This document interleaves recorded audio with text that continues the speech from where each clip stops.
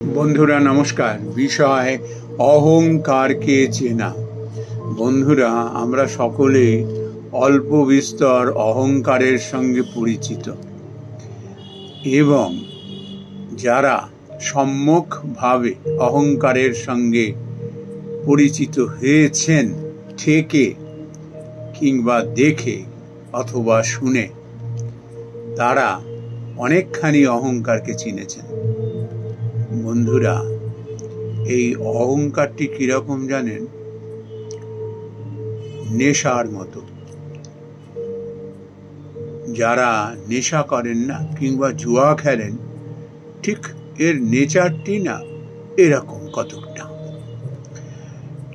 যিনি নেশা করেন বা যে নেশা করে কিংবা জুয়া খেলে, সে কিন্তু জানে এর পরিণতির কথা, কিন্তু জেনে শুনেও কিন্তু সেই একই ভুল করতে থাকে। এবং যে ওই যে বললাম প্রথমেই, থেকে যে একবার শিখতে পেরেছে এবং এটি থেকে যে শিক্ষা নিতে পেরেছে, সে বেঁচে গেল। আর যারা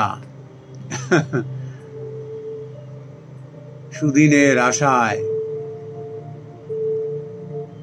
ক্রমাগত এটিকে প্রশ্রয় দিয়ে চলেন, তাদের এমন করুণ অবস্থা হয় যে যখন সন্নিধ সে পায় না, তখন আর কিছু করার থাকে না। বন্ধুরা, আমি আমার জীবনে অহংকারের বলি তো আমিও হয়েছি,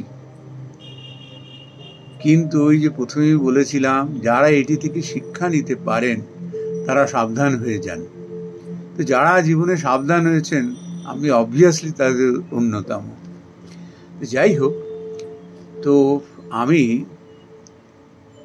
এই অহংকারের বলি হতে এমন এমন মানুষকে দেখেছি না, আমি যদি তাদের কথা বলি,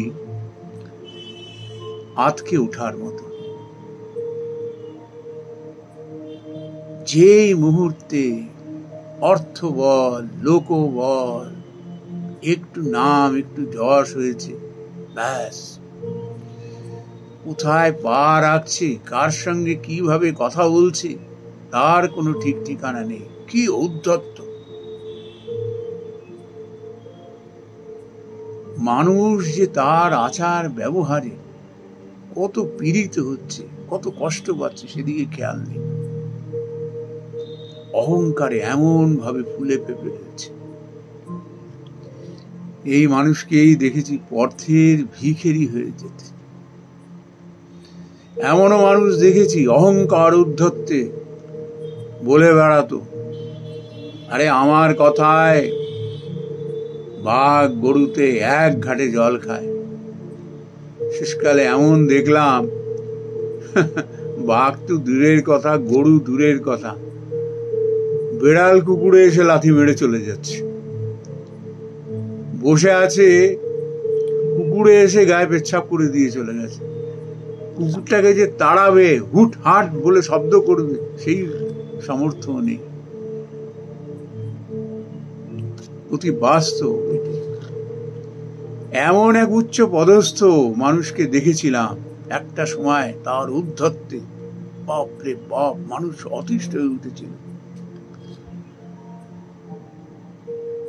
লোকালয়ের বাইরে গিয়ে খোলা আকাশের নিচে একটা ভাঙা চেয়ার নিয়ে বসে থাকতো, আকাশের দিকে চেয়ে থাকতো। এক সময় তারই অধীনে কাজ করেছে এরকম আধিকারিক, কর্মচারী।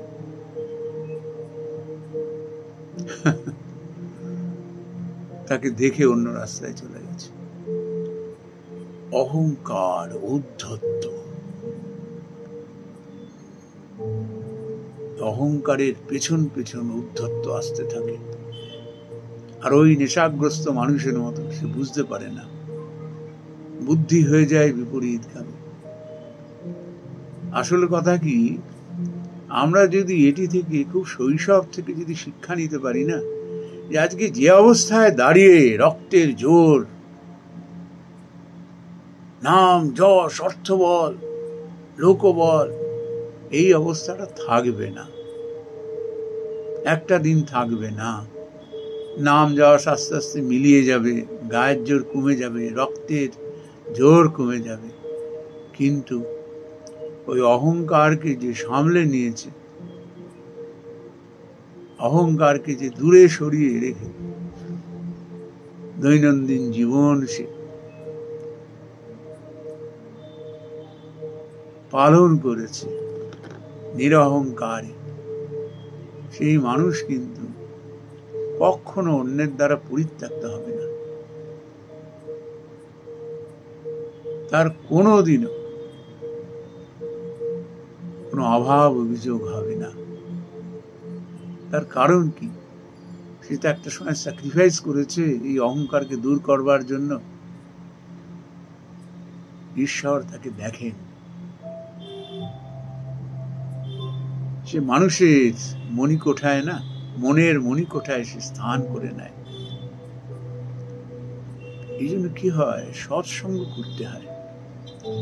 সৎসঙ্গ মানে আই মিন টু সে এমন এমন মানুষের সংস্পর্শে থাকতে হয়, বিচক্ষণ মানুষের কাছে, নিরহংকারী মানুষের কাছে, যার কাছ থেকে পরামর্শ পেলে পরে না আর থেকে শেখার দরকার হয় না, দেখে শেখারও দরকার হয় না, শুনেই শেখা হয়ে যায়। অহংকার আমরা সবাই জানি পতনের মূল, কিন্তু জেনে শুনে বারবার এই ভুলটি করি, ওই নেশাগ্রস্ত মানুষের মতো কিংবা জুয়ারি মানুষের মতো। নমস্কার।